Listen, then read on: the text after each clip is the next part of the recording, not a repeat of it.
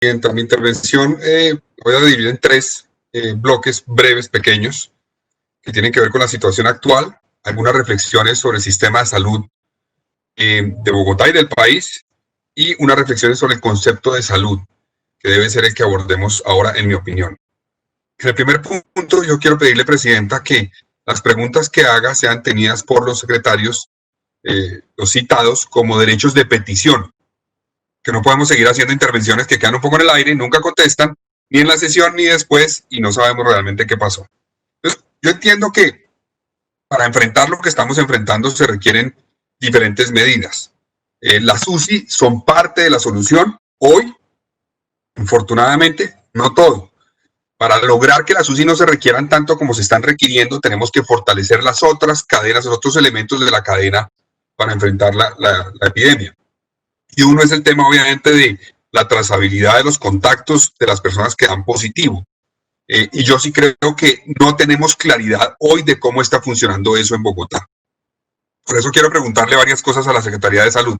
Primero, sobre el tema de las UCI. ¿Cuántas UCI han adquirido hoy con recursos del distrito? ¿Cuántas han adquirido los privados en Bogotá? Hoy, no el distrito, sino los privados. ¿Cuántas ha entregado el gobierno nacional?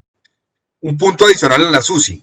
Es importante saber cuál fue el estudio que llevó a la Secretaría de Salud a decirle al Consejo en marzo que la proyección era llegar a 5.400 UCI en mayo. ¿En qué estudio sustentaron esa proyección? Luego lo bajaron a 4.000. ¿En qué estudio sustentaron esa caída de 5.400 a 4.000? Y luego lo bajaron a 2.000. ¿En qué estudio epidemiológico? Y que nos lo alleguen al Consejo, por favor, y nos digan por qué lo bajaron a 2.000. Y lo digo porque la alcaldesa ha dicho varias veces que la reducción a 2.000 fue porque se dieron cuenta que el contagio en Bogotá no tenía la velocidad que pensaron originalmente iba a tener y que por lo tanto no se iban a requerir tantas UCI. Y por eso llegaron a 2.000. Entonces, ese estudio epidemiológico que indicó que Bogotá no iba a requerir más de 2.000 UCI, que por favor se lo entreguen al Consejo.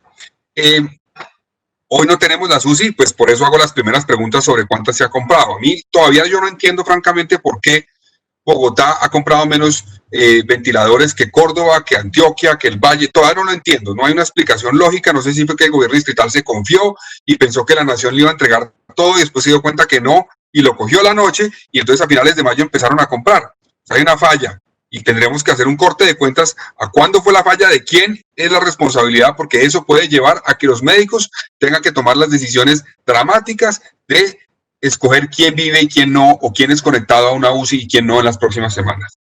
Eso frente a las UCI. Frente a las pruebas, ¿cuál ha sido el aumento? Que nos informen cuál ha sido el aumento de las pruebas en Bogotá. Se ha aumentado en Bogotá y en Colombia y eso es muy importante. Todavía no tenemos lo que quisiéramos y se requeriría.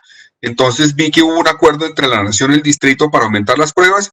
Entonces eso requiere una inyección de unos recursos, 7.500 millones de pesos. ¿De quién van a ser esos recursos y en qué va ese proceso para garantizar que aumentamos las pruebas? ¿Y cómo están haciendo los cercos epidemiológicos a los positivos hoy? Porque nos dijeron con Bogotá Cuidadora que ese no era el objetivo de esa aplicación. Entonces, ¿hoy cómo lo hacen? ¿Con qué herramientas? Porque sabemos de muchos casos de personas que dan positivo, han tenido contacto con alguien que tiene síntomas y tardan semanas y semanas en hacerles la prueba y mientras tanto pueden estar contagiando a mucha gente. No es un caso, son muchos los que conocemos, pero obviamente no es con base en casos que uno conoce que puede tomar una decisión de política pública. Por eso pedimos a la administración que nos informe en detalle el cerco que están haciendo y cómo lo están haciendo. Segundo, yo no soy de los que creen que el sistema de salud de Colombia es totalmente un desastre. No, yo me aparto de esa visión. Creo que hay que ponerlo en contexto el sistema. En los años 80, en Colombia, cerca del 70% de la población no tenía aseguramiento en salud. No tenía, para nada. Eso fue uno de los objetivos principales de la reforma que se hizo. Sin lugar a dudas, la reforma tiene y ha tenido muchos problemas y no ha logrado evolucionar como debía evolucionar. Pero si uno se pone a mirar, concejales, por ejemplo, una cifra que es importante, que es lo que tiene que ver con los gastos de bolsillo que hace la población en salud. Es interesante si uno compara con otros países. En Colombia, el gasto de bolsillo, o sea, de cada 100 pesos que se gastaba una familia en salud, o que le costaba, digamos, la salud a una familia, en el año 90 era más o menos 57 pesos. El 57% salía de su bolsillo, de la plata de esa familia. Hoy en Colombia es un 20.6%, o sea, 20 pesos de 100 pesos, 20 pesos salen del bolsillo. Se ha reducido. Comparemos con otros países, de 100 pesos. En Bolivia, 28 pesos. En Perú, 29 pesos. En Venezuela, 33 pesos. En Chile, 34 pesos. En Paraguay, 37. En México, 40. En Ecuador, 41. En Brasil, 43. Colombia está mejor que todos esos países en términos de ese indicador que es importante, y es cuánto de los gastos en salud sale del bolsillo de la familia. Eso hay que reconocerlo, sin lugar a dudas. Pero tenemos graves problemas en el sistema. En el acceso a los servicios de salud hay un problema gravísimo en el sistema actualmente que hay que replantear. Y ese es uno de los problemas que hay que abordar. La vigilancia de las EPS no se cumple. Hay EPS que funcionan bien, pero otras no. ¿Por qué? Porque no hay una vigilancia adecuada, porque hay una politización muchas veces del manejo de la vigilancia de las EPS. La Superintendencia de Salud interviene en una EPS y entrega políticamente eso a alguien, y eso lleva a que se abra un boquete adicional a la corrupción. No está funcionando la vigilancia de las EPS en el sistema de salud en Colombia. Tercer elemento problemático que tenemos en el sistema de salud, y es que no se garantizan las condiciones laborales dignas del personal de salud. Ahí hay un problema grave que no se ha resuelto, que el sistema hoy no garantiza. Y creo que hay un problema adicional que tiene que ver con el énfasis en la atención de la enfermedad y no en la promoción y la prevención. Ese es un problema del sistema, sin lugar a dudas. Ahí hay que trabajar. Y ahí les cito una intervención que hizo la ministra de Salud de Dinamarca. Ojo a esto, de Dinamarca. No la con Dinamarca, de Dinamarca, dice, en el 2018. Algo debe andar mal en Dinamarca cuando gastamos el 50% del presupuesto de la salud en los últimos 90 días de la vida humana para postergar durante algunas semanas una muerte inevitable.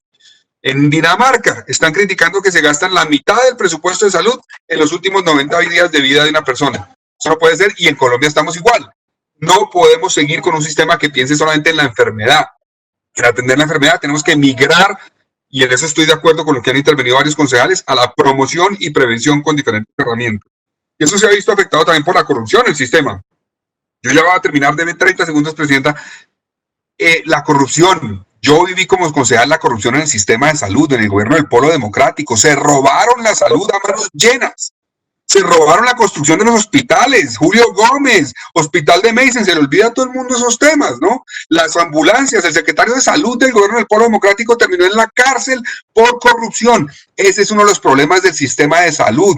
Yo hubiera querido tener más solidaridad en las denuncias que hice en el año 2009 y 2010 sobre la corrupción en Bogotá del carrusel, que afectó particularmente la salud y que ha tardado tiempo en recuperarse Bogotá de ese problema. Y finalmente, el tema del nuevo concepto de salud. Tenemos que migrar a eso.